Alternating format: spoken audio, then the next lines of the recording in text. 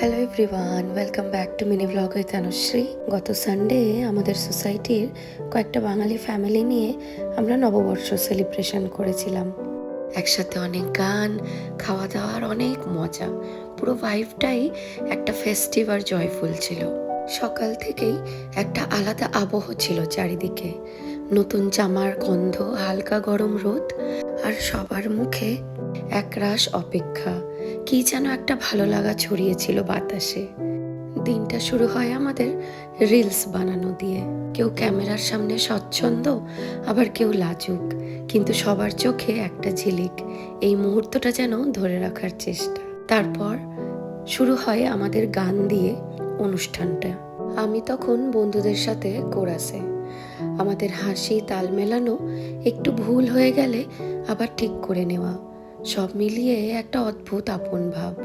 মনে হচ্ছিল আমরা শুধু গান গাইছি না, আমরা একটা গল্প বুনছি একসাথে। তারপরেই আবার আবির গান গাইতে উঠেছিল। আমি জানি না ও কতটা ভালো গান গেয়েছে, কিন্তু এটুকুই বলবো, তখন সেই মুহূর্তে মনে হচ্ছিল আনন্দ শুধু উচ্চস্বরে হয় না, কখনো কখনো তা খুব শান্তভাবেও ছুঁয়ে যায় মনকে। তার মাঝখানে আমরা ছোট্ট একটু ব্রেক নিয়েছিলাম।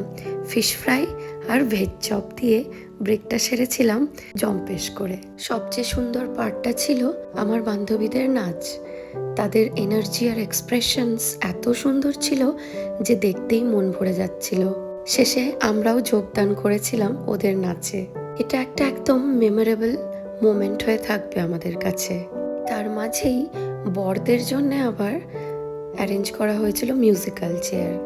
ওদেরকে দেখে মনেই হচ্ছিল না যে ওরা বড় হয়েছে, যেন সেই বাচ্চা বেলায় আবার সবাই ফিরে এসেছে। এই ছোট ছোট মুহূর্তগুলোই আমাদের জীবনের আসল সম্পদ। কোনো বড় আয়োজন নয়, কোনো বিশেষ কারণ নয়, শুধু একসাথে থাকা, এটুকুই যথেষ্ট। এরপরে এলো খাবার দাবারের পালা, যেটা শুধু পেট ভরানোর জন্য ছিল না, ছিল একসাথে বসে থাকার একটা অজুহাত। ছিল সাদা ভাত, স্যালাড, পোলাও, চিংড়ি মালাইকারি, চিকেন, মাটন, দই কাতলা, পাঁপড়, চাটনি, মিষ্টি, পান। কিন্তু তার থেকেও বেশি ছিল হাসি, গল্প আর একে অপরের সঙ্গে সময় কাটানোর সুখ। বাচ্চারাও খুব মজা করেছিল, তাদের নিজের জগতে তারা ব্যস্ত ছিল সবাই মিলে। সব মিলিয়ে এই পুরো গল্পটার সবচেয়ে উজ্জ্বল রং হয়ে দাঁড়িয়েছিল এই পার্টটা। এই দিনটা ছিল একসাথে থাকার গল্প, ছোট ছোট আনন্দকে ধরে রাখার চেষ্টা, আর ব্যস্ত জীবনের মাঝখানে একটু থেমে গিয়ে নিজেদের মানুষদের কাছে ফিরে আসার একটা সুযোগ। সে দিনটা তাই শেষ হয়ে যায়নি, সেটা রয়ে গেছে হাসির শব্দে, গানের সুরে আর মনের খুব ভেতরে জমে থাকা এক টুকরো উষ্ণতায়। হয়তো এভাবেই এক একটা সাধারণ দিন অজান্তেই গল্প হয়ে যায়।